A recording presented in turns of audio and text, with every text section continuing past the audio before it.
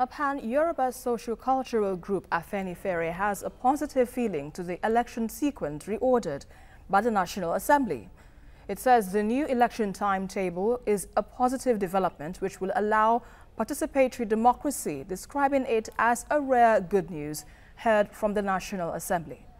With us in the studio now to discuss this change to the election sequence is a public affairs analyst, Dayo Olomuwagun. Good to have you here on the news hour. Always my pleasure. Right, let's start with your thoughts on this development. Do you think the Senate hold the power now to reorder an election sequence? I think it's one of the very good things coming out of the Senate and from the National Assembly for that matter. The Senate, working with the House of Representatives, they're in charge of making the laws in the country.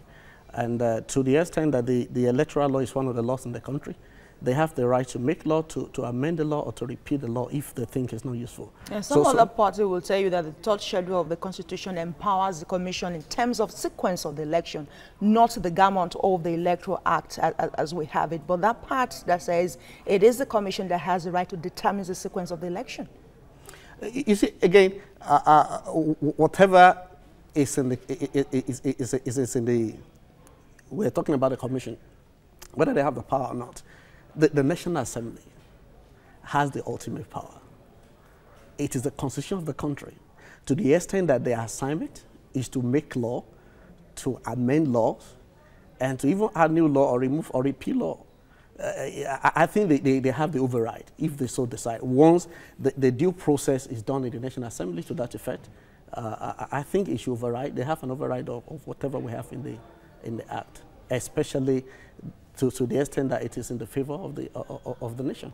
So from this election sequence that has been done, we are likely to see a positive, likely participation in the elections coming up in 2019, am I correct? Yeah, because you expect that so many people will get to, have more belief, more faith in the system. Because what we have before now, especially from 1983 to date, is where you run the presidency first, the election for the presidency first. And once I know the president, whether you like it or not, so many people are in politics because of what they will eat, especially in this part of the world. So to the extent I know who the president is, why would I go and vote for another party? I want to vote for the party at the center. So it is not about whether you want this person to be the president or not. It is not whether you want this party to win or not. It is about keeping the democracy, about nurturing our democracy. If you look at the record before now, before 1983, look at what we have in 1979 and the other elections we have. Now, it shows clearly that even the election that was announced in 1993, you recall that the National Assembly was the first election that was held in 1992. Everything was so. It is that process. Right. The presidential election should be the one coming last. Otherwise, it will just be bandwagon effect. And that will also help deepen our democracy to the extent where you have a viable opposition, like what we have in South Africa today. The municipality election in South Africa is a big deal. The viable opposition in South Africa, do you think that will play out in the Nigerian scene as well?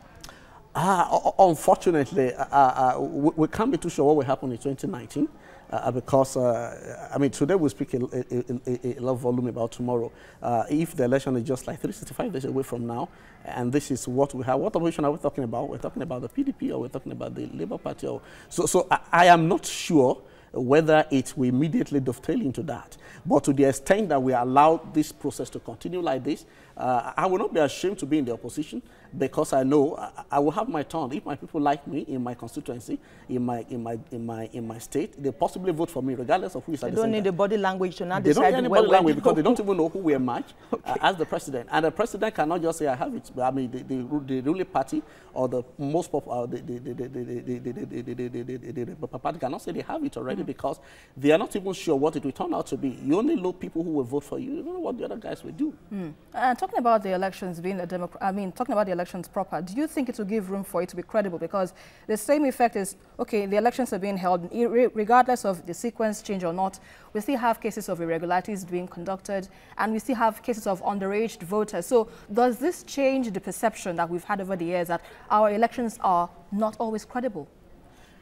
The credibility of the election is a different thing entirely, and you can't guarantee that, this little change or this whether you call it little or big change, we amount to that. As long as our systems cannot function properly, as long as you cannot trust the electoral empire to do what is right, as long as so much money is going into politics that the man with the big bag of money, we always have it, you cannot guarantee. I mean, you have children voting in the election, little kids voting in the election. So as long as we have not sanitized the system.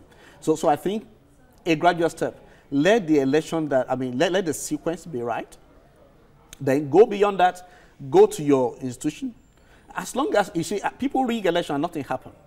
And they are allowed to enjoy it, they are allowed to stay there and to do 4 years or whatever. Quite a lot of issues really talking about the under-rig, but let's quickly just look at the issue of the reforms that the Senate is suggesting on the Electoral Act now, where you have electronic voting is now going to be permitted, and publishing the voters register publicly and not allowing people coming before this stipulated date now when it comes to registration and changing of candidates and all that. And you understand, you're aware that some senators walked out on this particular move and said it's against the present president.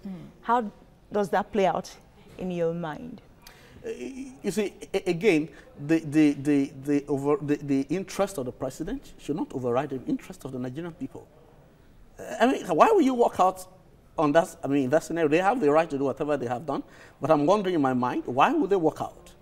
Whose interest are they protesting? The interest of the president or the interest of the people or the Nigerian people that put them there? I mean, so if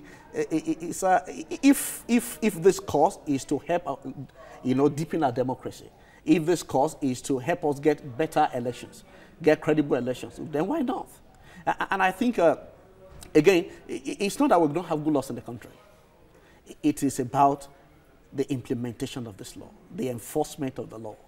Now, to the extent that, you can do electronic voting, you can do this, you can do that, to the extent that the system is not properly done. So, for example, you want to register your name, but you don't even know where the polling station, the registration units are. You get there, you stay a whole day there, and people want to go to work, to the extent that we cannot do the system such that it's almost seamless. So we have a lot of work to do in terms of electoral reforms and all that going forward. Let's thank you very much, Dayo Olomuwagun, Public Affairs Analyst, for your time with us on TVC News Hour. It's a pleasure. Thank you. Well, let's go on a short break and be back with more news. Stay with us.